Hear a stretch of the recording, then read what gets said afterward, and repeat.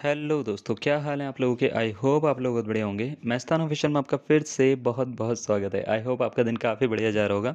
तो आज हम बात करें उत्तराखंड स्केलर मैथमेटिक्स के बारे में, जिसमें हम पूरा का पूरा फ्री कोर्स की एक पहली वीडियो जो है वो आज आपके लिए लेकर आए हैं।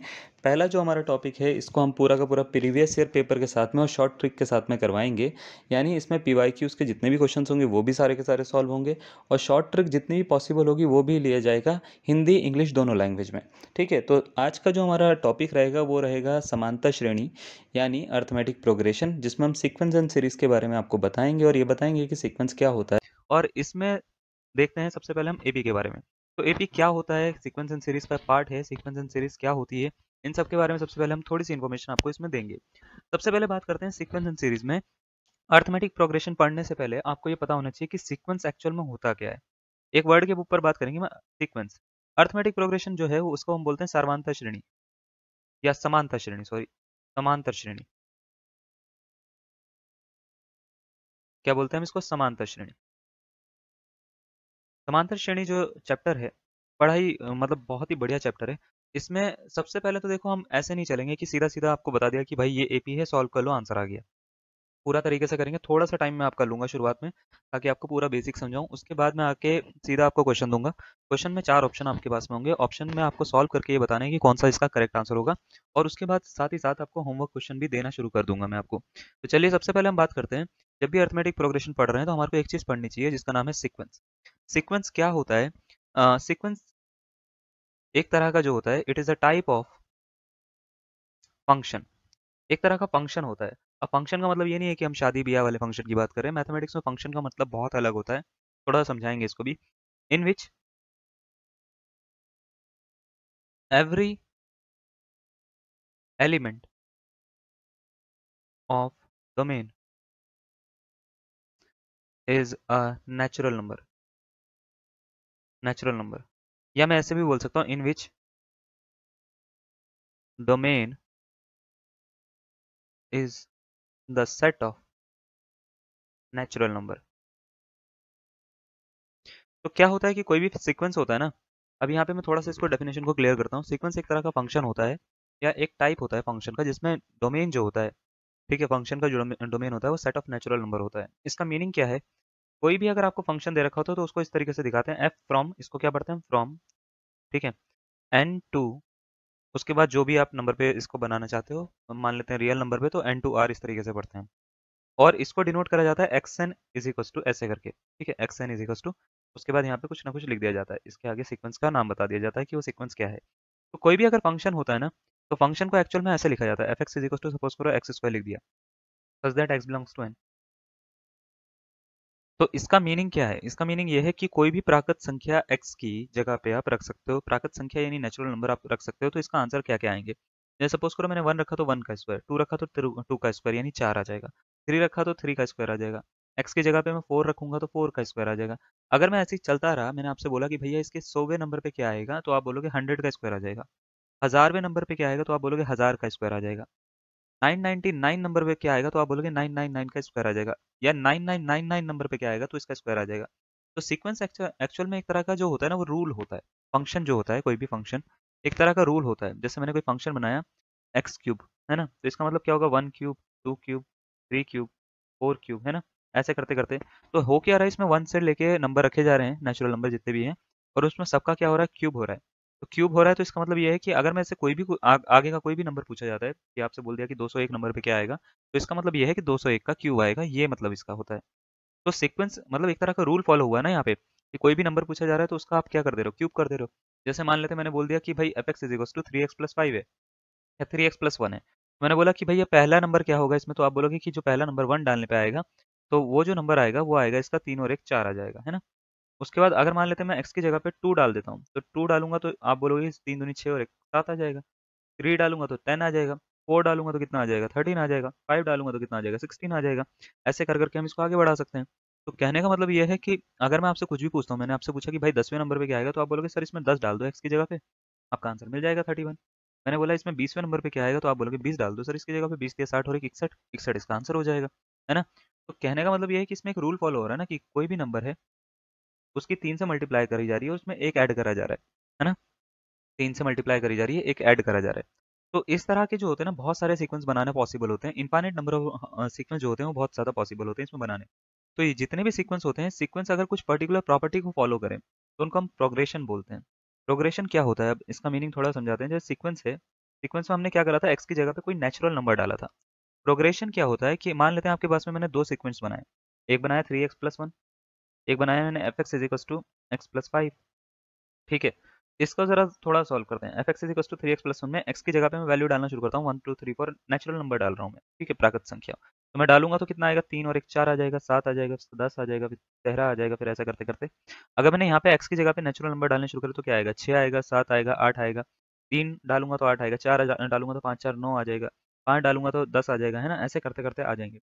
इसमें जरा ध्यान से देखो, क्या मैं ये बोल सकता हूँ कि ये एक प्रॉपर्टी फॉलो हो रही है। 7 में से 4 को माइनस करोगे तो कितना आएगा, 3। 10 में से 7 को माइनस करोगे तो कितना आएगा, 3। ठीक है, 13 में से 10 को माइनस करोगे तो कितना आएगा, 3। इसमें देखना जरा, 7 में से 6 को माइनस करा 1, 8 में से 7 को माइनस करा 1, 9 में से 8 को माइनस करा 1, 10 में से 9 को माइनस करा 1। तो कहने का सेंस ये है कि दोनों ही सीक्वेंस एक पर्टिकुलर प्रॉपर्टी को फॉलो कर रहे हैं कि इनका डिफरेंस सेम आ रहा है। आ रहा है क्या? आप बोलोगे हाँ सर आ रहा है। इस तरह के सीक्वेंस जिन जो लगभग एक जैसी प्रॉपर्टी को फॉलो करते हैं उनको बोलते हैं प्रोग्रेशन। प्रोग्रेशन एक ऐसा टाइप ऑफ सीक्वेंस होता है, यानी सीक्वेंस का एक छोटा सा पार्ट होता है जो एक पर्टिकुलर प्रॉपर्टी को फॉलो करते हैं। अब ये प्रोग्रेशन ना बहुत अलग अलग तरह की हो सकती है। जैसे मैंने मान लेते हैं एक बोल दिया प्रोग्रेशन, कुछ ऐसे बोल दी कि 2 है, 4 है, 8 है, 16 है, 32 है, ऐसे करते करते चल रही है। ठीक है, दूसरी मैंने बोल दी 1/3, 1/3 नहीं, 3 है ना, 3 1 है, 3 है और 9 है, 27 है, ठीक है, 81 है, इस तरीके से चल रही है। मैंने बोला इसमें क्या फॉलो हो रहा है रूल, तो आप बोलोगे 4 को 2 से डिवाइड करो सर, तो आंसर आ जाएगा। 8 को 4 से डिवाइड करो सर, तो आंसर आ जाएगा। 16 को 8 से डिवाइड करो तो आंसर आ जाएगा। 32 को 16 से डिवाइड करो तो आंसर आ जाएगा। तो क्या हो रहा है, इसमें रेशियो जो है वो बार बार बार बार बार बार सेम आ रहा है। इसमें देखना जरा, 3 को 1 से डिवाइड करो 3 आ जाएगा, 9 को 3 से डिवाइड करो 3 आ जाएगा, 27 को 9 से डिवाइड करो 3 आ जाएगा, 81 को 27 से डिवाइड करो 3 आ जाएगा। तो इसमें क्या हो रहा है, 3 3 का रेशियो आ रहा है, यानी रेशियो इसमें सेम है। तो ये जो है ये एक ऐसी प्रोग्रेशन है, दोनों प्रोग्रेशन जो है वो कुछ इस टाइप की हैं कि जिसमें रेशियो क्या आ रहा है, सेम आ रहा है। तो ये भी एक तरह का सीक्वेंस है, लेकिन ये एक प्रॉपर्टी को फॉलो कर रहे हैं सेम रेशियो की। तो ये सेम रेशियो की एक प्रोग्रेशन बन गई। अब ये प्रोग्रेशन भी जो होती है इनफाइनाइट टाइप की हो सकती है, जैसे सीक्वेंस इनफाइनाइट टाइप के हो सकते हैं। तो इन प्रोग्रेशन में एक प्रोग्रेशन आती है अर्थमेटिक प्रोग्रेशन। अर्थमेटिक प्रोग्रेशन क्या होती है, सपोज करो आपके पास में कोई प्रोग्रेशन कुछ ऐसे लिखी गई है, एपी से डिनोट करते हैं हम इसको, एपी छोटा नाम है इसका। कोई प्रोग्रेशन ऐसे लिखी गई है 2 4 6 8 10, और ऐसे करते करते 20 तक लिख दी। 2 का पहाड़ा यानी 2 का टेबल है ये। तो अगर मैंने क्या करा, इसमें से 4 में से 2 को माइनस करा तो कितना आया, 2। 6 में से 4 को माइनस करा तो कितना आया, 2। 8 में से 6 को माइनस करा तो कितना आया, 2। ऐसे करते करते करते करते अगर मैं जितने को भी माइनस करूंगा तो आप बोलोगे सर आंसर हर बार 2 ही आएगा क्या? तो आप बोलोगे हाँ सर ऐसा हो रहा है। अगर ऐसा हो जाता है कि किसी प्रोग्रेशन में आपने आगे वाली टर्म, यानी जिसको हम सक्सीडिंग बोलते हैं, को पीछे वाली टर्म से माइनस की, और माइनस करने पर डिफरेंस जो होता है वो सेम आ गया। डिफरेंस क्या आ गया, डिफरेंस का मतलब होता है अंतर, है ना। डिफरेंस क्या आ गया, सेम या कॉमन आ गया। क्या आ गया, कॉमन आ गया। ठीक है, तो ऐसी प्रोग्रेशन को हम बोलते हैं अर्थमेटिक प्रोग्रेशन। यानी अर्थमेटिक प्रोग्रेशन की खासियत ये होती है कि ये एक ऐसे टाइप का सीक्वेंस होता है जिसमें, या ऐसे टाइप की प्रोग्रेशन होती है जिसमें टर्म्स का जो डिफरेंस होता है वो ऑलवेज क्या होता है, सेम होता है या इक्वल होता है। ठीक है, अब देखो जैसे इसका एक एग्जांपल हम और लेते हैं। जैसे मैंने लिख दिया एक 1 लिख दिया, और मैंने लिख दिया 5 लिख दिया, उसके बाद मैंने लिख दिया 5, और फिर मैंने 9 लिख दिया, फिर मैंने 13 लिख दिया, ऐसे कर करके चलते रहे। ठीक है, तो मैंने अगर आपसे बोला 5 में से 1 को माइनस करो कितना आएगा, तो आप बोलोगे 4। 9 में से 5 को 4, 13 में से 9 को 4। तो मैं अगर साहब आपसे पूछूं कि ये बताओ कि इसमें जो डिफरेंस है क्या वो सेम आ रहा है, तो आप बोलोगे हाँ सर सेम आ रहा है। सेम आ रहा है, तो कितने का डिफरेंस आ रहा है, तो आप बोलोगे सर 4 4 का डिफरेंस आ रहा है। तो अगर डिफरेंस सेम है, अगर डिफरेंस सेम है, 4 4 का डिफरेंस है, तो हम बोलेंगे कि ये कॉमन डिफरेंस है, और ये जो गिवन प्रोग्रेशन है ये क्या है, एक एपी है। तो एपी होने के लिए एक ही कंडीशन होनी चाहिए कि जो टर्म्स का जो डिफरेंस है ना, यानी सक्सीडिंग और प्रीसीडिंग टर्म्स का जो डिफरेंस है वो ऑलवेज सेम होना चाहिए। अगर सेम है तो वो एपी है, सेम नहीं है तो वो एपी नहीं होगा। जैसे फॉर एग्जांपल मैं एक प्रोग्रेशन यहाँ पे लिख रहा हूँ, या एक सीक्वेंस में यहाँ पे लिख रहा हूँ। ठीक है, मेरे को ये चेक करना है कि ये एपी है या नहीं है। मैंने लिख दिया 1 3 5 7 9, ऐसे करते करते चलता रहा। दूसरा मैंने सीक्वेंस लिख दिया एक और, मेरे को चेक करना है कि ये एपी है या नहीं है। एक, और उसके बाद मैं कर लेता हूँ क्या, यहाँ पे 4 का 5 का गैप कर लेता हूँ। ठीक है, 1 6 11 16, ठीक है, और फिर मैंने 18 कर दिया। ठीक है, अब मुझे चेक करना है कि ये एपी है या नहीं है। तो मुझे करना क्या है, 3 में से 1 को माइनस करके देखना है कितने का आ रहा है, 2। 5 में से 3 को माइनस करा 2, 7 में से 5 को माइनस करा 2, 9 में से 7 को माइनस करा कितना आया, 2 आया। चलो एपी है या नहीं है, तो उसको चेक करने के लिए आपको ये देखना है कि ये टर्म्स का डिफरेंस जो है वो क्या सेम आया या नहीं आया, सब में माइनस करने पे आंसर 2 आया या नहीं आया। तो आप बोलोगे सर सबको माइनस करने पे आंसर 2 आ रहा है, तो गिवन सीक्वेंस क्या है, एक एपी है। ठीक है, इधर देखते हैं जरा। 6 में से 1 को माइनस करा 5, बहुत बढ़िया, मजा आ रहा है, सही आ रहा है। 5 में से और 11 में से 6 को माइनस करा 5 आ गया। 16 में से 5 जो है 11 को माइनस करा तो पार फिर दोबारा से क्या आ गया, 5 आ गया। अब आप देख रहे हो कि भाई ये ना डिफरेंस सेम ही लग रहा है, देखने से ऐसा लग रहा है ये एपी है। ठीक है, तो 18 में से 16 को माइनस करा तो ये 2 आ गया। अब आप बोलोगे सर यहाँ तक तो डिफरेंस सेम था, लेकिन यहाँ पे डिफरेंस जो है वो चेंज हो गया। डिफरेंस कहीं पर भी अगर चेंज हो गया एक जगह पर भी, तो हम बोलेंगे कि ये एपी नहीं है। हर टर्म का डिफरेंस जो है वो सेम होना चाहिए, डिफरेंस कॉमन होना जरूरी है। कॉमन डिफरेंस का मतलब ये होता है कि डिफरेंस सेम होगा तो ही ये गिवन सीक्वेंस जो होगा वो एपी होगा, अदरवाइज वो एपी नहीं होगा। एपी होने के लिए एक पर्टिकुलर कंडीशन होती है, कंडीशन ये है कि टर्म्स का जो डिफरेंस है वो ऑलवेज इक्वल होना जरूरी है। ठीक है, अगर होगा तो एपी है, अदरवाइज एपी नहीं है। तो आपको समझ में आ गया, डिफरेंस अगर सेम होगा तो एपी है, अदरवाइज नहीं है ना। तो अर्थमेटिक प्रोग्रेशन ऐसी प्रोग्रेशन होती है जिसमें टर्म्स का डिफरेंस क्या होता है, सेम होता है। सपोज करो मैंने एक एपी ये लिख ली, 2 का पहाड़ा 20 तक। तो इसमें देखो सबसे पहला जो नंबर दिख रहा है आपको, क्या दिख रहा है, 2, है ना। इसको हम बोलते हैं फर्स्ट टर्म। क्या बोलते हैं, फर्स्ट टर्म बोलते हैं। इसको या तो हम A1 से डिनोट करते हैं, या तो हम T1 भी लिख लेते हैं कभी कभार, या तो हम इसको A भी लिख लेते हैं। इन तीनों में से कुछ भी लिख सकते हैं, आपके एग्जाम में कुछ भी आए तो इसका मतलब यही है ना।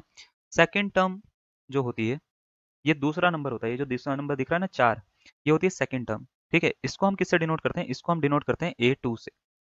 ठीक है, या T2 भी लिख देते हैं हम इसको कभी कभार, और A प्लस डी भी लिख देते हैं हम इसको। ठीक है, मैं ये बीच वाला हटा दूंगा अभी थोड़ी देर में, क्यों, क्योंकि इसका ज्यादा यूज नहीं है, मैं आपको खाली ये बता रहा हूँ कि हाँ इस तरीके से लिखा जा सकता है। मैं ज्यादातर बात करूंगा A1 A2 इस तरीके से लिखकर। ठीक है, तो थर्ड टर्म के ऊपर आते हैं जरा। थर्ड टर्म को हम क्या लिखते हैं, थर्ड को हम लिखते हैं, थर्ड टर्म को A3, है ना, या इसको T3 लिख सकते हैं, ऑब्वियस है ना। तो इसको हम लिखते हैं A प्लस 2D। फोर्थ को हम लिखते हैं जरा, इसमें थर्ड वाले नंबर पे क्या दिख रहा है, 6 दिख रहा है ना, तो 6 को लिखते हैं हम A3, या तो मैं इसको A3 लिख सकता हूँ, या तो A प्लस 2D लिख सकता हूँ। ठीक है, फोर्थ को जो हम लिखते हैं, फोर्थ को हम लिखते हैं, फोर्थ टर्म को A4, या इसको A प्लस 3D भी लिखा जा सकता है। मैंने बोला है ये आपको, मैंने बस खाली दिखा दिया, अब मैं इसको हटाना शुरू कर दूंगा।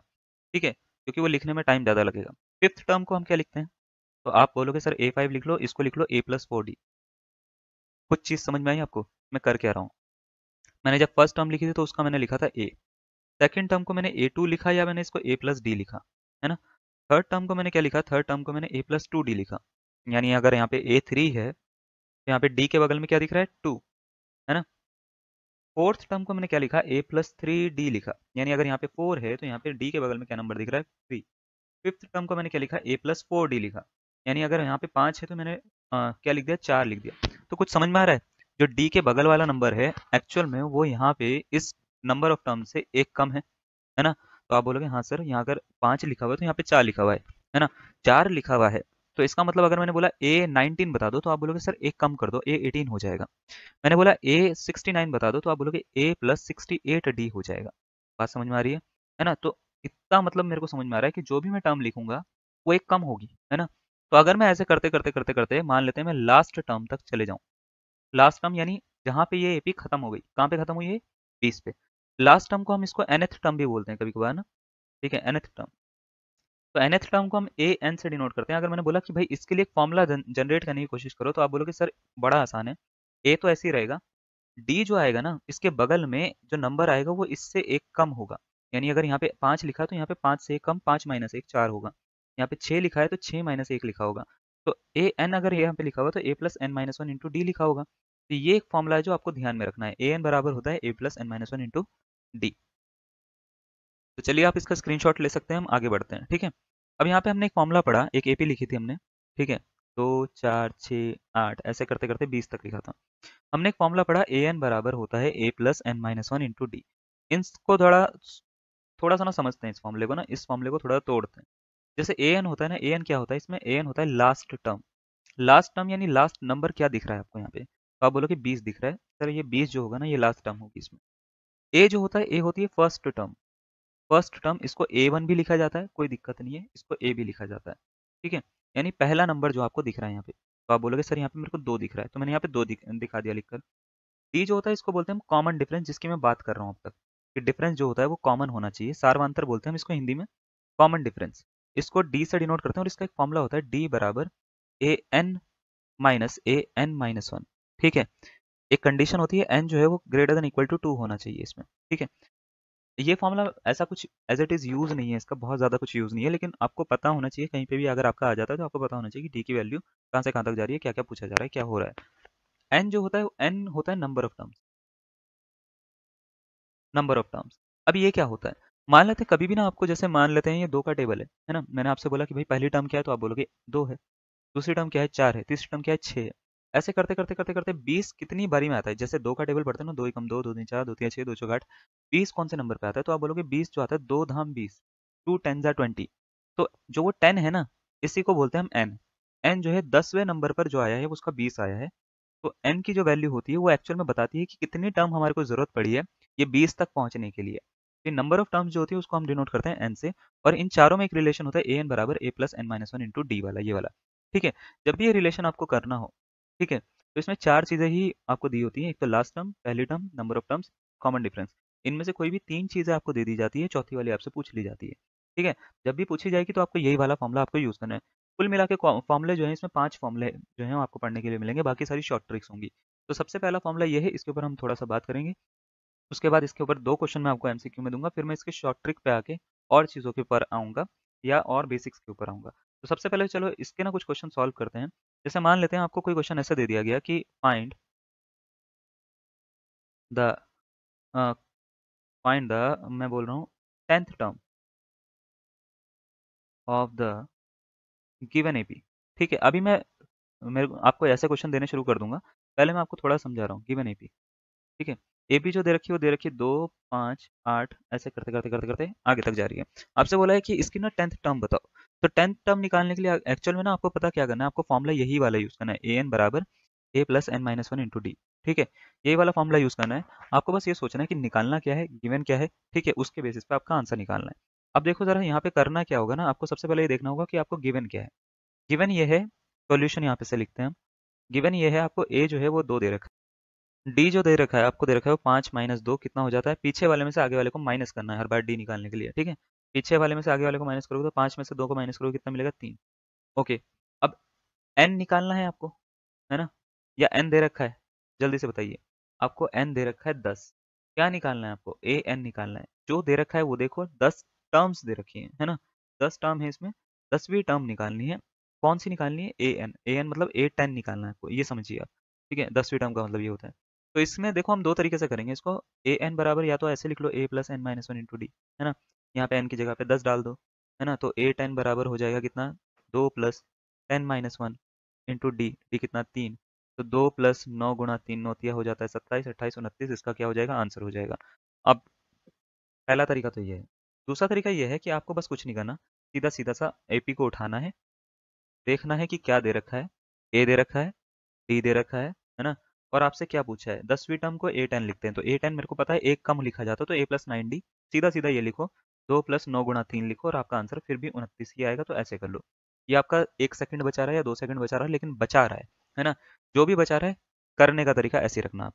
ठीक है, अब जैसे मान लिया मैंने आपको बोल दिया कि भाई कोई ये भी दे रखी है, आपको बोला है find the nth term, find the nth नहीं, हम लिख लेते हैं 11th एंड nth टर्म, है ना, 11th and nth term of the AP, of the AP. AP में बोल रहा हूँ कि 1 है, 3 है, 5 है, 7 है, ऐसे चलती जा रही है। आपसे बोला इसकी 11th और nth टर्म बताओ। तो 11th टर्म निकालने के लिए क्या करेंगे, ए 11 निकालेंगे सीधा सीधा, ए कितना दे रखा है 1, देखो, प्लस ए प्लस 10 डी लिख देंगे हम इसको, है ना। ये क्या हो जाएगा 1 प्लस 10 इंटू डी, डी कितना, तो आप बोलोगे डी है इसमें दो दो का गैप, तो डी यानी 2 हो गया, तो 20 और 1 21, इसका 11th टर्म हो गई। अब ए एन यानी nth टर्म पूछिए आपसे, तो उसके लिए ए एन का फॉर्मूला लगा दो, तो वो होता है a plus n minus one into d. तो ए मतलब 1 plus n minus one into two, है ना, तो क्या हो जाएगा, इस 2 के अंदर मल्टीप्लाई करना, 1 plus two n minus two हो जाएगा क्या, तो आप बोलोगे सर बड़ा आसान सा आंसर 2n माइनस वन इसका करेक्ट आंसर हो गया। तो कहने का मतलब ये है कि आपको कभी भी निकालना हो, जो भी टर्म निकालनी हो, एक कम लेना है बस उसको ना डी में, जैसे 11 निकालना है तो यहाँ पे 10 लेना है। ठीक है, ये निकालना है तो यहाँ पे n माइनस वन लेना है, इस तरीके से आपको करना है। बात क्लियर हो रही है, सब कुछ क्लियर है। एक क्वेश्चन आपको दे देते हैं। क्वेश्चन है, आपसे बोला गया what is the nth term of the series. ठीक है, आपको एक सीरीज दे रखी है, पूछा गया है कि इसकी nth टर्म क्या होगी। ठीक है, 4n प्लस वन होगी, 3n प्लस टू होगी, 4n-1 होगी, 2n+3 होगी। इन चारों में से एक करेक्ट आंसर है। आपको ये बताना है जल्दी से कि सोचकर कि इसका कौन सा करेक्ट आंसर आ रहा है। तब तक मैं आपका आंसर सॉल्व करके आपको दे रहा हूँ। अगर आपको टाइम ज़्यादा चाहिए तो वीडियो को पॉज कर सकते हो। जो आपको सीक्वेंस दे रखा है इसमें फर्स्ट टर्म कितनी दे रखी है तो आप बोलोगे 1, ठीक है। डी कितना दे रखा है तो 5-1 कर लो, कितना हो जाएगा, 5 में से 1 जाएगा तो आप बोलोगे सर 4 आ जाएगा। बड़ा आसान सा तरीका है ये तो। निकालना क्या है, nth टर्म निकालनी, तो an इज इक्वल टू होता है a plus n-1 into d, है ना। तो a प्लस 5 n-1 इंटू कितना 4, ठीक है। तो ये हो जाएगा 1 प्लस 4n-4 हो जाएगा क्या, तो मैं इसको सॉल्व करूंगा, ये 4n-3 नहीं आ जाएगा, हाँ या ना। बिल्कुल सही। कौन सा ऑप्शन जैसा लग रहा है, ऑप्शन नंबर सी इसका करेक्ट लग रहा है। शुरुआत में आपको थोड़ा सा इजी लगेगा, थोड़ा थोड़ा करके हम लेवल बढ़ाएंगे, आपको मजा आएगा, बहुत अच्छा लगेगा आपको, ठीक है। तो कौन सा ऑप्शन इसका आ रहा है, ऑप्शन नंबर सी इसका करेक्ट आंसर है। फोकस करिए कि आपको समझ में आए अभी तक ना, क्योंकि जब तक आपको समझ में आ रहा है तो आपको टफ चीजें भी इजी लगनी शुरू हो जाएंगी। अगर आपको समझ में आना बंद हो गया तो चीजें ही जो होंगी टफ वाली, इजी वाली भी, वो भी टफ होनी शुरू हो जाएंगी आपके लिए, ठीक है। ये वाला क्वेश्चन दे रखा है, इसका आंसर आप खुद बताएंगे मेरे को। क्या बोला है, what is the nth term of this series, ठीक है। 1 4 7 10 13 dot dot dot dot dot चलती जा रही है भाई, ठीक है। इसकी ना nth टर्म बतानी है आपको क्या होगी। ए बताओ भैया कितना होगा, ए होगा इसका 1, डी कितना होगा, 4 में से 1 को माइनस कर लो, कितना हो जाएगा भाई 3। आपको बताना क्या है, ए एन बराबर a plus n-1 into d, है ना। ये बताना है। निकाल सकते हैं हम इसको, 1 प्लस n-1 इंटू कितना 3, तो कितना आएगा 1 प्लस 3n-3, तो क्या हो गया 3n-2 हो गया इसका करेक्ट आंसर। बात समझ में आ रही है, कोई डाउट आ रहा है इसमें, कोई डाउट नहीं आ रहा है ना, ठीक है। अगर आपसे ये पूछ लिया जाता है कि इसकी ना मान लेते हैं, ये बताओ 10th टर्म क्या होगी, 10th टर्म क्या होगी, तो कैसे निकालेंगे, ए 10 बराबर क्या लिखेंगे भाई, ए प्लस 9d लिख देंगे उस केस में। तो 9d लिखेंगे तो इसका आंसर क्या हो जाएगा, 1 प्लस 9 इंटू कितने का गैप है, 3 का, 9 या 27 और 1 28, इसकी 10th टर्म हो जाएगी। ऐसे आपको करके निकालना है। आपको बोल दे कि भैया इसका ना कॉमन डिफरेंस बताओ, तो कॉमन डिफरेंस निकालने के लिए क्या करते हैं, पीछे वाले में से एक को माइनस कर देते हैं, आगे वाले को माइनस कर देते हैं। कहीं से भी करो, चाहे 10 में से 13 को करो, मतलब 13 में से 10 को करो तो भी 3 आएगा, इसमें से इसको करो तो भी 3 आएगा, इसमें से इसको करो तो भी 3 आएगा, तो भी 3 आएगा। कैसे भी करो आंसर सेम आएगा। बात समझ में आ रही है, फॉर्मूला क्लियर हो रहा है। कुछ भी निकालना हो तो आप निकाल लोगे। जैसे मैंने बोल दिया कि भैया कोई एपी दे रखी है ये, ठीक है, एक एपी ये दे दी मेरे को, एपी जो दे दी वो ये दे दी आपको 2 5 8, ठीक है, और 11, ठीक है। ऐसे करते करते करते करते मान लेते हैं ये चल गया आपका 35 तक। आपसे बोले कि फाइंड नंबर ऑफ टर्म्स, ये बताओ कि ये 35 जो है वो कहाँ पे आया होगा, नंबर ऑफ टर्म्स। तो आपसे क्या क्या पूछा गया है और क्या दे रखा है, ये बस ध्यान रखना। पूछा क्या गया है और दे क्या रखा है। ए दे रखा है, डी दे रखा है ना। आपको ए एन यानी लास्ट टर्म दे रखी है। इस बार आपसे पूछा क्या गया है, चारों में से एक चीज पूछी जाती है तो एन पूछा गया है, एन पूछा गया तो एन का फॉर्मूला निकालने के लिए ए एन बराबर क्या होता है, a plus n-1 into D. ये लगा दो, ए एन बराबर यानी 35 बराबर ए यानी 2 प्लस n-1 इंटू क्या हो जाएगा डी, डी कितना है भाई 3, 35 में से 2 को माइनस करो कितना मिलता है भाई 33 बराबर n-1 इंटू 3 हो जाएगा। क्या ये 3 से ये कटेगा तो आप बोलोगे सर 11 बराबर n-1 आ गया, तो n की वैल्यू कितनी आ गई, 12वें नंबर पर 35 होगा भाई। बात समझ में आ रही है, क्लियर हो रहा है, ठीक है, बहुत बढ़िया। अब ए बी की ना एक खासियत बताते हैं, कुछ चीजें हम ना आपको ना कुछ चीजें बताते हैं जो डायरेक्ट फॉर्मूले में यूज होंगी। कुछ चीजें क्या, अब जरा ध्यान से सुनो।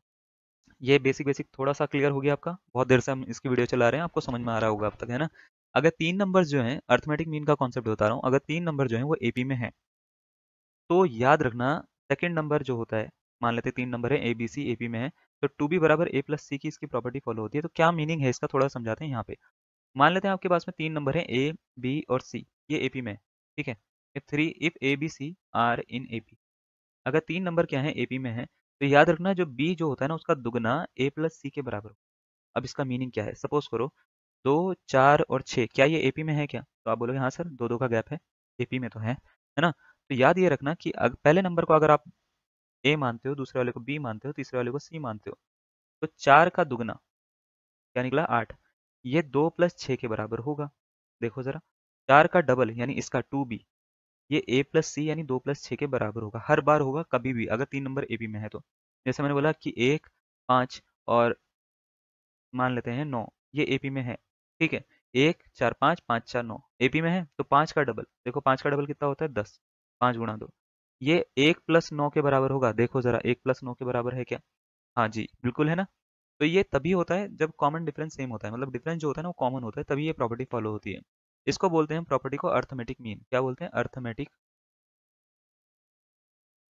मीन, है ना। इस प्रॉपर्टी को हम बोलते हैं अर्थमेटिक मीन। क्या होता है, अगर आपको 2 नंबर दे रखे हैं, 4 2 नंबर्स, दो अगर आपको नंबर्स दे रखे हैं ए एंड बी, है ना। तो आप उसका अर्थमेटिक मीन जो होता है उसको ऐसे लिख सकते हो a plus b upon two. इसका मीनिंग क्या है, जैसे मैंने अभी लिखा था 2b बराबर a प्लस सी लिखा था, तो क्या मैं इसको ऐसे भी तो लिख सकता था b बराबर a plus c upon two होगा, इसको नीचे ले जाके। तो अगर कभी भी आपको दो नंबर दे रखे हो तो उनका अर्थमेटिक मीन निकालना हो तो वो क्या होता है, a plus b upon two होता है। क्या अर्थमेटिक मीन दो से ज्यादा नंबर का भी निकल सकता है? तो हाँ निकल सकता है। अगर आपको तीन नंबर दे रखे हो और थ्री नंबर्स, ठीक है, ए बी एंड सी, तो अर्थमेटिक मीन जो होता है वो कुछ इस तरीके से निकलता है, a plus B plus c upon three. ठीक है, अगर मान लेते हैं चार नंबर दे रखे हैं फॉर फोर नंबर्स, ठीक है, x1 x2 x3 x2 x3 x4, ठीक है। तो अर्थमेटिक मीन अगर आपको निकालना हो, अर्थमेटिक मीन जो होता है वो होता है x1 plus x2 plus x3 plus x4, और होल अपॉन में क्या होगा, इसके 4 हो जाएगा। कहने का सेंस ये है, आपने नंबर ऑफ टर्म्स काउंट करनी है। अगर मान लेते हैं n नंबर्स के लिए, for n numbers arithmetic mean निकालना हो, ठीक है, n नंबर सपोज करो x1 x2 ऐसे करते करते करते xn नंबर दे रखे हैं, xn नंबर आपको गिवन है, आपको अर्थमेटिक मीन निकालना है, तो करना कुछ नहीं है, इन सबको जोड़ना है ना, और क्या कर देना है, इसको डिवाइड कर देना नंबर ऑफ टर्म से। क्या हमने यही कॉन्सेप्ट मीन में नहीं पढ़ा क्या, स्टैटिस्टिक्स में, जो क्लास 10th 9th में पढ़ते थे, मीन निकालने का फॉर्मूला याद है, समेशन एक्स आई अपॉन एन, है ना।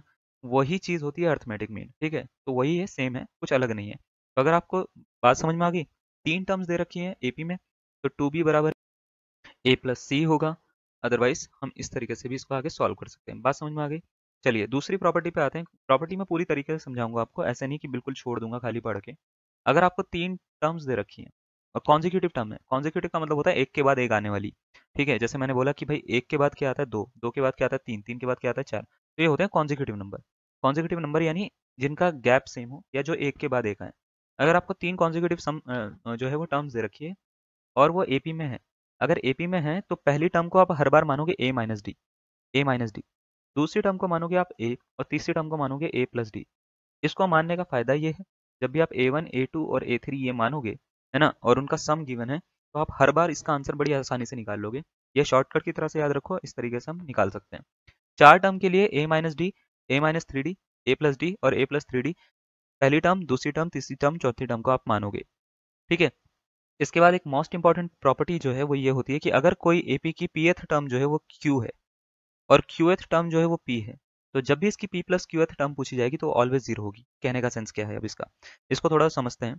मान लेते हैं कोई क्वेश्चन ऐसा आ गया कि इफ, है ना, if fourth term of n AP is 9 and ninth term is 4, 4 4 4 4, find its 13th term. तो कभी भी अगर मान लेते हैं किसी एपी की चौथी टर्म जो है वो 9 दे रखी है और नाइन्थ टर्म जो दे रखी है वो 4 दे रखी है, कभी भी आपसे ऐसी कोई टर्म पूछ ले जो इन दोनों को जोड़ के आ रही हो, जैसे 9 और 4 कितना होता है, 13, 9 प्लस 4 लिखा जा सकता है क्या 13 को, 9 प्लस 4 सॉरी, 9 प्लस 4 लिखा जा सकता है क्या, तो आप बोलोगे हाँ सर लिखा जा सकता है 13 को। तो कभी भी अगर ऐसा दे रखा हो A13 is equals to A9 plus 4, है ना, तो ऑलवेज इसका आंसर जो होगा वो जीरो होगा। दोबारा से बताता हूँ, मान लेते हैं किसी एपी की चौथी टर्म 9 दे रखी है, 9 और 9वीं टर्म जो दे रखी है वो 4 दे रखी है, और इन दोनों का सम वाली कोई टर्म आपसे पूछ ली गई, 9 और 4 क्या होता है 13, तो हर बार उसका आंसर क्या होगा जीरो। ठीक है, जैसे मान लेते हैं आपको यही क्वेश्चन आपसे बोल दिया जाता है, इफ मान लेते हैं 500th term of n AP, ठीक है, is 65 and 65th term is 500, है ना, देन फाइंड 565th टर्म। ठीक है, ये आपसे कोई क्वेश्चन पूछ लिया गया कि कोई एपी है उसकी 500वीं टर्म जो है वो क्या है, 65 है, 65वीं टर्म जो है वो 500 है, तो बताओ 565वीं टर्म क्या होगी। तो आपको सीधा सीधा याद रखना है, ए 500 आपको क्या दे रखा है 65 दे रखा है, ए 65 क्या दे रखा है आपको, दे रखा है 500। आपसे पूछा क्या गया है ए 565 कितना होगा, तो अगर ये इन दोनों को जोड़ के मिल रहा है, यानी इन दोनों को जोड़ के ही ये वाली टर्म मिल रही है ना जो पूछी गई है, तो हर बार इसका आंसर आपको बिना सोचे समझे क्या लिख देना है, आपको आंसर लिख देना है जीरो। ठीक है, आपको क्या लिख देना है, इसका आंसर जीरो लिख देना है। बात समझ में आ रही है, क्लियर हो रही है ये बात। अभी ये जो दो प्रॉपर्टी करवाई है ना, मैं इसके आगे भी इसको देखो, इसको पढ़ने का है, मैं इसके आगे भी पढ़ के सुनाता हूँ, पहले इन दो प्रॉपर्टी पे मैं क्वेश्चन करवा देता हूँ, क्वेश्चन करवाने के बाद में उसके बाद मैं आगे बढ़ता हूँ, है ना। तो सबसे पहले देखो ये पहली प्रॉपर्टी है, इसके ऊपर एक क्वेश्चन करते हैं। बोला गया है if the numbers 3x and 7, है ना, 3x and 7 are in AP, तो बताओ x की वैल्यू क्या होगी। ठीक है, एक्स की वैल्यू क्या होगी, तो भाई दिमाग लगाओ, घोड़े दौड़ाओ। चार ऑप्शन आपको दे रखे हैं, 5, 2, 3 या 4, इनमें से कौन सा इसका करेक्ट आंसर होगा। ठीक है, 3, एक्स और 7 जो है वो एपी में है, तो ये बताओ कि इसका आंसर कौन सा करेक्ट होगा, एक्स की वैल्यू क्या होगी। तो मुझे पता है अगर 3 नंबर एपी में है तो 2b बराबर क्या होता है भैया, a प्लस सी के बराबर होता है, हाँ या ना। सही बताया या गलत बताया मैंने? बिल्कुल सही। तो b की जगह पे क्या दिख रहा है, x, तो 2x बराबर किसके हो जाएगा, 7 प्लस 3 के, हाँ या ना। बिल्कुल सही है ना। तो x की वैल्यू क्या हो जाएगी, 10/2 ही हो जाएगी क्या। कितना आ गया आंसर, 5। क्लियर हो रही है प्रॉपर्टी क्या हमने यूज करी है, कैसे करी है ना। बहुत बढ़िया। तो कौन सा ऑप्शन, ऑप्शन नंबर ए इसका क्या हो जाएगा, करेक्ट आंसर हो जाएगा। आई होप आपको ये पूरी बात क्लियर हो रही होगी। नेक्स्ट क्वेश्चन पे आते हैं इसी तरीके से। तो आपको बोला गया है कि इफ n-3 4n-2, ठीक है, एंड 5n +1। देखो थोड़ा थोड़ा करके लेवल बढ़ाऊंगा, आप इस बिल्कुल ऐसा मत सोचिएगा कि हल्के हल्के चल रहा है, मजा आ जाए आने लग जाएगा थोड़ी देर में आपको ना। कॉन्सेप्ट समझ में आना चाहिए आपको, कॉन्सेप्ट के हिसाब से थोड़ा थोड़ा करके लेवल बढ़ा रहे हैं हम। n-3 4n-2 5n+1 जो है वो एपी में है, तो ये बताओ वैल्यू क्या होगी n की, है ना। n की वैल्यू क्या होगी, 1 होगी, 2 होगी, 3 होगी या 4 होगी। जैसे मर्जी आप कर सकते हो, मैं तो इसको वैसे ही करूंगा जैसे मैंने बताया है, बहुत ही आसान तरीका होता है। मुझे ये पता है बीच वाले का जो डबल होता है 2 × 4n-2 यानी 2b बराबर होता है a प्लस सी के, हाँ या ना, है ना। तो वो n-3 यानी a प्लस सी यानी 5n+1 के बराबर होगा या नहीं होगा। तो आप बोलोगे हाँ सर बिल्कुल होगा, आपने तो बताया अभी थोड़ी देर पहले। ठीक है, तो क्या करेंगे, 2 × 4 = 8n-4 किसके बराबर हो जाएगा, n और 5n, 6n-3+1 तो -2 के बराबर हो जाएगा। इस -4 को इधर लेके चले जाओ, तो ये क्या हो जाएगा, प्लस का 4 हो जाएगा, और ये कट के क्या आ जाएगा, 2 आ जाएगा। इस 6n को इधर लेके चले जाओ, तो 8n-6n क्या हो जाता है, 2n, तो 2n ये हो गया। तो n की वैल्यू कितनी आ गई बच्चे, तो n की वैल्यू आ गई 1। करेक्ट हुआ या नहीं हुआ आंसर, समझ में आया या नहीं आया, क्लियर हो रहा है ना। बीच वाले का डबल पहले और तीसरे के सम के क्या होता है, बराबर होता है। क्लियर। चलो एक और देखते हैं। क्वेश्चन में पूछा गया, जितना बताया गया उसी के ऊपर क्वेश्चन दे रहे हैं आपको। देखो, if the 59th term of n AP is 449 and 449th term is 59, which term of this AP will be 0। एक एपी की 449 टर्म्स जो है वो 59 है, 59th टर्म जो है वो 449 है। ये बताओ इसकी कौन सी टर्म 0 होगी, 501, 502, 508, 509। अब देखो कुछ बच्चे जो है ना वो इसको पूरा तरीके से करेंगे, बहुत ही लेंदी करेंगे। हमने सीख लिया भैया शॉर्टकट, हमने ये सीख लिया अगर 59th टर्म जो है ये 449 है और 449th टर्म जो है वो 59 है, तो इसकी जो दोनों का सम करके जो टर्म आती है यानी A59 प्लस 449 वो ऑलवेज क्या होती है, जीरो होती है। आपसे ये पूछा है कि कौन सी टर्म जीरो होगी, आपको बताना क्या, ये बताना है आपको कि कौन सी टर्म जीरो होगी। अब देखो जरा, 9 9 कितना होता है भैया, 9 9 होता है 18, 8 आ गया, 5 4 9 और 1 10, 4 और 1 5, तो A 508 कितना हो जाएगा, जीरो हो जाएगा, यानी 508वीं टर्म जो होगी वो क्या होगी इसकी, जीरो होगी। कौन सा ऑप्शन दिख रहा है, ऑप्शन नंबर सी दिख रहा है। क्लियर हो रहा है, मजा आ रहा है, समझ में आ रहा है, बहुत बढ़िया। ठीक है, चलिए, आई होप आपको इतना कॉन्सेप्ट जो है वो क्लियर हुआ होगा। अब देखो इसके बाद ना एक जब ये प्रॉपर्टी में पढ़ रहा था इसमें यहाँ तक की लाइन मैंने पढ़ी थी, इसकी कौन सी p प्लस क्यूएथ टर्म क्या होगी, जीरो होगी। मान लेते हैं आपसे पूछ लिया गया कि भाई इसकी nth टर्म बता दो, तो nth टर्म के लिए फॉर्मूला होता है p plus q minus n। अब इसका मीनिंग क्या है भाई, इसको भी थोड़ा समझते हैं बढ़िया से, है ना, बिल्कुल अच्छे से समझेंगे। तो देखो कभी भी अगर ऐसा दे रखा हो कि किसी एपी की 9th टर्म जो है वो है 4 एंड 4th टर्म जो है वो कितनी है, 9 है, तो इसकी भाई 13वीं टर्म तो जीरो हो जाएगी, ये तो हमारे को पता लग गया, है ना।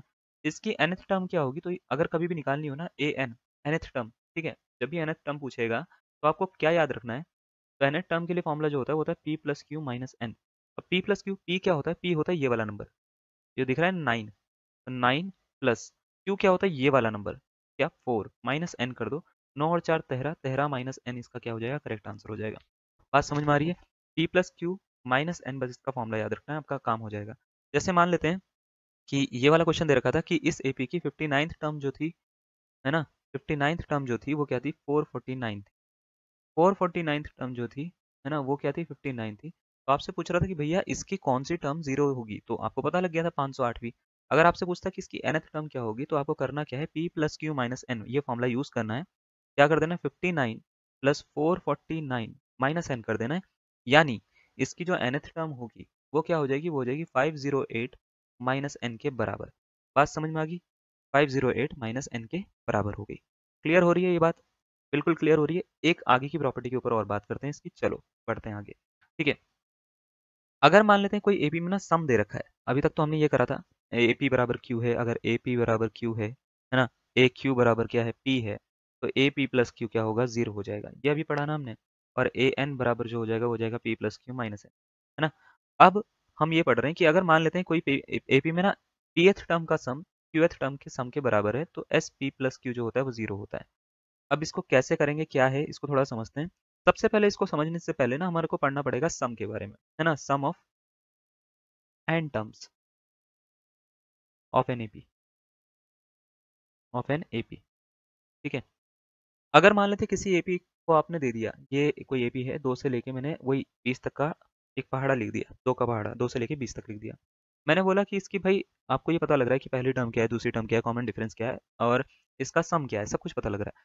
मतलब इसमें लास्ट टर्म क्या है। आपसे पूछ ले कि भैया फाइंड द सम, आपसे बोल दे कि फाइंड द सम, यानी इन सबको जोड़ के क्या आएगा। तो याद ये रखना है कि जब भी आपको सम निकालना हो तो इसके दो फॉर्मूले होते हैं। सम को हम डिनोट करते हैं एस एन से, इसको बोलते हैं सम ऑफ एन टर्म्स। क्या बोलते हैं, sum of n term, n terms का सम बोलते हैं हम इसको। अब एस एन का एक फॉर्मूला होता है, एस एन का फॉर्मूला होता है जब भी आपको सम निकालना हो तो इसको निकालने के दो तरीके हैं। या तो आप ऐसे लाला जी की तरह से बैठ जाओ 2 4 6 8 और इसको जोड़ना शुरू कर दो। भैया ये जोड़ना ठीक लग रहा है जब तक आपके पास में छोटे छोटे नंबर आ रखे हैं, लेकिन अगर कोई बड़े बड़े नंबर आ जाएं जो महाभारत जैसे बड़े बड़े नंबर हो, तो इस केस में ना आप इसको ऐसे नहीं कर पाओगे भैया। तो इसका एक फॉर्मूला होता है n/2 2a + n-1 × d। ये फॉर्मूला याद रखिए, इससे आराम से आंसर निकलता है हर किसी क्वेश्चन का। Sn बराबर क्या होता है, n/2 2a + n-1 × d। एक फॉर्मूला ये होता है, ठीक है, जब आपको लास्ट टर्म ना दे रखी हो। दूसरा फॉर्मूला एक और होता है Sn बराबर n/2, वो होता है a + an। आप इस फॉर्मूले को यूज करके भी सम निकाल सकते हो। तो अगर मान लेते हैं मेरे को ये दे रखा है, ठीक है, मुझे पता है n कितना है, n कितनी है, इसमें नंबर ऑफ टर्म्स 10 थी, तो मुझे सम निकालना है, तो मैं ये वाला फॉर्मूला या ये वाला फॉर्मूला में से कोई सा भी फॉर्मूला यूज कर सकता हूँ। ये वाला फॉर्मूला तब यूज करूंगा जब मेरे को लास्ट नंबर दे रखा होगा, जैसे यहाँ पे 20 दे रखा है। ये वाला फॉर्मूला यूज तब करूंगा जब मेरे को लास्ट नंबर नहीं दे रखा होगा। अगर ये 20 नहीं दे रखा है आपको, तो ये वाला फॉर्मूला दूसरा वाला यूज कर लूंगा। जैसे मान लेते हैं सम निकालना है मेरे को बोल दिया कि 2 4 6 ऐसे करते करते अप टू 10 टर्म्स, 10 टर्म्स तक का सम निकालो, है ना, फाइंड द सम, है ना, अप टू 10 टर्म्स तक हमारे को क्या निकालना है, सम निकालना है। तो मेरे को करना कुछ नहीं, ए निकालना है, ठीक है, डी निकालना है, 4 - 2 होता है, ठीक है, और एस एन निकालने के लिए एन चाहिए, एन कितना है 10। तो करना कुछ नहीं है, s n is equal to, ठीक है, n/2 2a + n-1 × d। इस वाले फॉर्मूले में मैं रख दूंगा, तो 10/2 और ये क्या हो जाएगा, 2 × 2 + 10-1 यानी 9 × d, 2 हो जाएगा।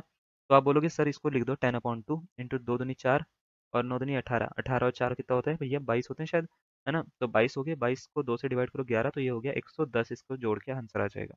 बात समझ में आ गई, कोई डाउट है, कोई डाउट नहीं है, बहुत बढ़िया। ठीक है, तो जब भी सम निकालना होगा, तो अगर आपको लास्ट टर्म ना दे रखी हो तो ये वाला फॉर्मूला, लास्ट टर्म दे रखी होगी तो कौन सा फॉर्मूला, एस एन बराबर ए प्लस ए एन, और इनटू में क्या होता है n/2। ये वाला आपको फॉर्मूला यूज करना है, यानी n/2 a + an। तो जब भी आपको सम निकालना होगा तो आपको ऐसे ही करना है। अब इसमें होता क्या है, मैं आपको एक प्रॉपर्टी बताता हूँ कि एक प्रॉपर्टी तो ये बताई थी कि अगर एस पी बराबर एस क्यू दे रखा हो, तो एस पी प्लस क्यू जब भी पूछा जाएगा आपसे तो वो क्या होगा, 0। तो मान लेते हैं अगर आपसे पूछ लिया गया एक क्वेश्चन में कि आपसे बोल दिया गया कि लेट S9 बराबर दे रखा है, S9 है ये बराबर 10, और S10 बराबर दे रखा है वो कितना, 9। आपसे बोल देंगे फाइंड S19। तो याद रखना हर बार क्या होगा इसका आंसर, 0 होगा। ठीक है, S19 कितना होगा, 0, क्यों, क्योंकि इसको 19 को हम S10 + 9 लिख सकता हूँ, और अगर मैं P + Q की टर्म में लिख सकता हूँ इसको, तो इस बार हर बार इसका क्या होगा, आंसर 0 होगा। क्लियर। इसी में एक प्रॉब्लम या एक प्रॉब्लम इस टाइप की भी आती है कि अगर मान लेते हैं कि कोई m टर्म्स है, उसका m टर्म्स जो दे रखी है वो n दे रखी है किसी ए बी में, n टर्म्स यानी nth टर्म जो दे रखी है वो 1/m दे रखी है, mth टर्म दे रखी है 1/n, nth टर्म दे रखी है 1/m। तो अगर आपसे पूछता है कि a mn बता दो, तो ऑलवेज इसका आंसर क्या होता है, 1 होता है। या अगर एस एम एन पूछेगा यानी सम ऑफ एम एन टर्म्स पूछेगा, तो 1 + mn/2 होता है ये। अब ये कैसे होता है मैं आपको समझाता हूँ। मान लेते हैं आपको कोई क्वेश्चन में दे दिया गया कि इफ, है ना, the fifth term of an AP is इज 1/, मान लेते हैं 3, and third term is 1/5, find the 15th term. ठीक है, ये वाला आपको क्वेश्चन दे दिया। अब ज़्यादातर बच्चे क्या करेंगे, इसको सॉल्व करेंगे ना पूरा का पूरा। सॉल्व नहीं करना आपको, आपको ये देखना है A5 कितना दे रखा है, 1/3 दे रखा है, A3 कितना दे रखा है, आपको दे रखा है 1/5। मुझे पता है अगर मेरे को A15 निकालना है तो क्या ये 3 और 5 को मल्टीप्लाई करके आता है क्या, तो आप बोलोगे हाँ सर 3 और 5 को तो मल्टीप्लाई करके आता है। तो क्या ये इस फॉर्मूले के जैसा लग रहा है क्या, तो आप बोलोगे सर हाँ ये इस फॉर्मूले के जैसा लग रहा है। ए एम एन बराबर जो दे रखा है 1/n दे रखा है, ए एन बराबर दे रखा है 1/m दे रखा है, तो ए एम एन जो होता है यानी A15 कितना हो जाएगा, बिना सोचे समझे आप क्या लिख दोगे, 1 लिख दोगे। तो इसका 15th टर्म क्या हो जाएगी, 1 हो जाएगी। बात समझ में आ रही है। अगर आपसे पूछता है H15 यानी सम ऑफ 15 टर्म्स बता दो, ठीक है, तो आपको करना कुछ नहीं है, 1 प्लस 15 mn अपॉन 2 कर देना है, तो 16/2 यानी 8 इसका आंसर हो जाएगा। बात समझ में आ गई, कोई डाउट है? नहीं है, एक क्वेश्चन कर लीजिए। चलिए, ये वाला आपको मैं एक क्वेश्चन दे रहा हूँ, क्वेश्चन करके आपको ये बताना है कि इसका करेक्ट आंसर क्या होगा, जल्दी बताना है। ठीक है, आपको बोला इन एन एपी, कोई एपी है जिसमें फिफ्थ टर्म जो है 1/9 है, नाइन्थ टर्म जो है 1/5 है, तो बताओ 45th टर्म क्या होगी, 9/5, 45, 5/9 या 1। आपको देंगे हम सिर्फ 1 मिनट, 1 मिनट के इसका के अंदर इसका आपको आंसर बताना है हमारे को। तो किसी एपी की फिफ्थ टर्म जो दे रखी है 1/9 दे रखी है, देखो जरा, नाइन्थ टर्म क्या दे रखी है, 1/5 दे रखी है। आपसे पूछा कि भाई ए 45th टर्म क्या होगी, क्या ये 9 5 45 लिखा जा सकता है क्या इसको, हाँ या ना, जल्दी से बताओ। लिखा जा सकता है, तो ए एम एन के जैसा लग रहा है, तो इसका आंसर हर बार कितना होगा, 1 होगा भाई, 1। ठीक है, क्यों, क्योंकि सर ने आपको बताया है 1 है इसका आंसर। ठीक है, तो इसका आंसर 1 होगा। बात समझ में आ गई। अगर आपसे पूछ लिया जाता सम बता दो, है ना, S45 बता दो, तो क्या करेंगे हम फिर, 1 प्लस एम एन अपॉन 2 होता है उसका फॉर्मूला, तो 1 प्लस 45/2 इसको लिख दोगे, यानी 46/2। सम अगर निकालना हुआ तो फिर क्या होगा, इसका 23 हो जाएगा। बात समझ में आ गई, कोई डाउट है? कोई डाउट नहीं है ना, बहुत बढ़िया, बहुत सही। ठीक है, नेक्स्ट क्वेश्चन देखते हैं। एक क्वेश्चन में बोला गया, if the nth term of an arithmetic progression is 3n+7, what is the sum of its 50 terms. उसने बोला कोई एपी है जिसकी nth टर्म जो है वो 3n+7 है, तो ये बताओ इसकी 50 टर्म्स का सम क्या होगा। अब इसमें कोई फॉर्मूला नहीं लग रहा, सीधा सीधा लगा के इसको आंसर करना है। बात समझ में आ रही है, कोई डाउट नहीं है इसमें, है ना। तो देखो कैसे करेंगे, सब कुछ बता रहे हैं इसको। एक लास्ट क्वेश्चन है आज का जो मैं करवा रहा हूँ, कल से फिर और आगे करवाऊंगा। उसने बोला कोई एपी में एन टर्म्स जो दे रखी है, nth टर्म जो दे रखी है वो 3n+7 दे रखी है, 50 टर्म्स का सम बता दो, कैसे निकालोगे। तो चार ऑप्शन आपको दे रखे हैं, आप चाहो तो खुद भी ट्राई कर सकते हो, मैं इसको बताता हूँ कैसे करना है। जब भी एपी में आपको सम निकालना होगा तो आपको सम का फॉर्मूला आना चाहिए। सम का फॉर्मूला क्या होता है, वो होता है एस एन बराबर n/2, है ना। एक होता है 2a + n-1 × d, और दूसरा क्या होता है, दूसरा होता है भैया n/2, और क्या होता है a + an। an ये वाला फॉर्मूला तब लगता है जब लास्ट टर्म गिवन हो, जैसे यहाँ पे गिवन है, और ये वाला फॉर्मूला ऊपर वाला तब लगता है जब लास्ट टर्म गिवन ना हो। ठीक है, तो दोनों ही केस में आप फॉर्मूला यूज कर सकते हो। अब मैं बात करता हूँ, जैसे मेरे को लास्ट टर्म गिवन है, तो मेरे को फॉर्मूला कौन सा लगाना चाहिए, नीचे वाला, है ना, जो मैंने दूसरा वाला बोला है। तो क्या क्या चाहिए इसके लिए, देखो, एस एन बराबर होता है n/2, है ना, और क्या a + an, ये फॉर्मूला होता है ना। तो मुझे एक तो n चाहिए, n क्या दे रखा है उसने क्वेश्चन में, हाँ जी बिल्कुल दे रखा है, n कितना है यहाँ पे 50 डालना है। ए दे रखा है तो ए नहीं दे रखा, ए निकालना पड़ेगा, okay. A N, A N भी हाँ मेरे को निकालना पड़ेगा, ए एन का मतलब ये है A50 मेरे को निकालना पड़ेगा कि 50वीं टर्म कौन सी होगी इसकी। तो करना कुछ नहीं है, देखो इसको करने का ना तरीका बड़ा आसान होता है। देखो, जब भी इसको करना होगा ना, आपको सबसे पहले ए या A1 निकालना पड़ेगा। ठीक है, A1 निकालने के लिए क्या करना है, जब भी ए एन दे रखा हो ना, तो ए एन निकालने के लिए, ए एन से A1 निकालने के लिए एन की जगह पे क्या रख दो, 1 रख दो। Put n = 1। तो A1 कितना निकलेगा, तो आप बोलोगे 3 × 1 + 7 सर, तो 7 और 3 कितना हो जाता है, 10। अब आपको पूछा जाता है कि भैया नंबर ऑफ टर्म्स तो दे रखिए, अब आपको जैसे A50 निकालना है, ठीक है, A50 निकालना है तो क्या करोगे, 3 × 50 + 7 कर दोगे, 5 दिया हो जाता है 15, 157 निकल जाएगा क्या। बस कुछ नहीं करना, एस एन बराबर n/2 a + an में इसको डाल दोगे।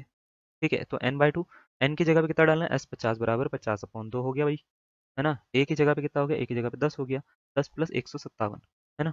तो इसको 50/2 हो गया, 25 × 167 हो जाएगा क्या ये?